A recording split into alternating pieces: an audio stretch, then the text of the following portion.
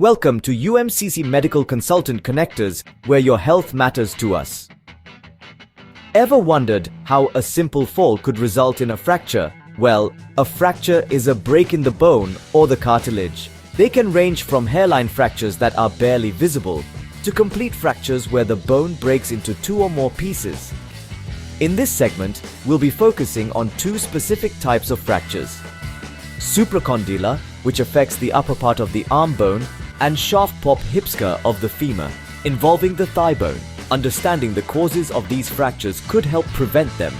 What causes fractures, specifically supracondylar and shaft-pop-hipska of femur fractures? Well, let's delve into that. Fractures, as we know, are breaks in the bone and occur when the force exerted on the bone is stronger than the bone itself. In the case of supracondylar and shaft-pop-hipska of femur fractures, the causes are often similar to those of other fractures. A common cause is trauma, such as a car accident or a fall.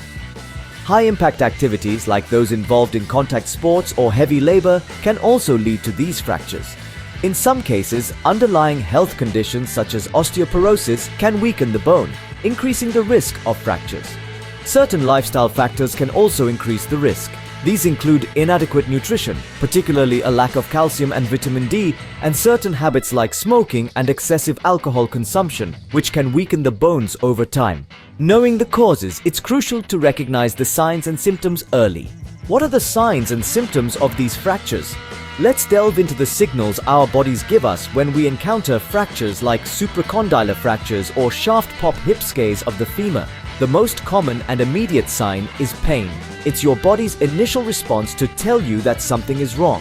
The pain can range from mild to severe, and it often intensifies when you try to move or put weight on the affected limb. Next, we see swelling. This is due to the body's natural response to injury. It's trying to protect and repair the damaged area.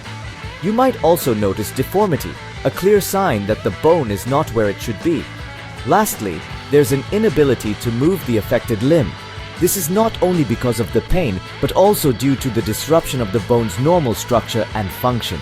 Remember, these symptoms might vary depending on the type of fracture. Early diagnosis is key to successful treatment.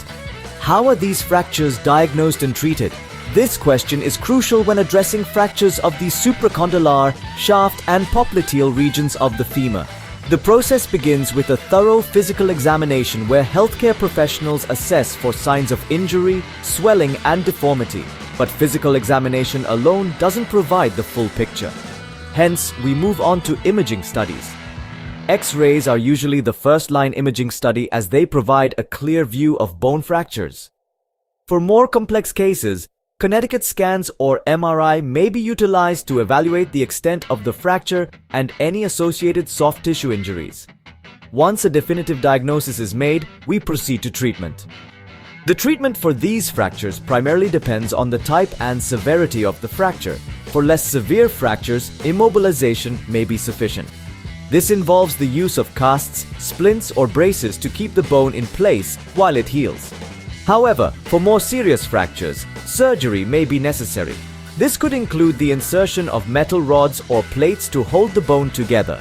In some cases, a total joint replacement may be required, especially in the case of severe supracondylar fractures. Following the initial treatment, physical therapy is an integral part of the recovery process. It helps regain strength, improve flexibility, and promote optimal healing. However, like any medical condition, these fractures can lead to complications. The journey from diagnosis to treatment is complex and varied, underscoring the importance of expert medical care and diligent patient adherence to recovery protocols. What complications can arise from these fractures? You may wonder. Well, like any medical condition, fractures are not without their share of possible complications. Infections, for example, are a risk, particularly if the fracture is open and exposed to bacteria. Non-union, a condition where the fractured bone doesn't heal properly, is another issue. This can result in pain and loss of function in the affected limb. And let's not forget nerve damage. If the fracture impinges on a nerve, it can cause numbness, weakness, or even paralysis. These complications underscore the importance of professional medical care. With early detection and the right treatment, Many of these complications can be prevented or their impact reduced. Remember, early detection and treatment is the best defense against complications from fractures. In wrapping up, we've delved into the causes, signs and symptoms, diagnosis, treatment and complications of supracondylar and shaft-pop-hipsker of femur fractures. Keep these points in mind to stay informed and proactive about your health. UMCC, your ultimate medical consultants connectors.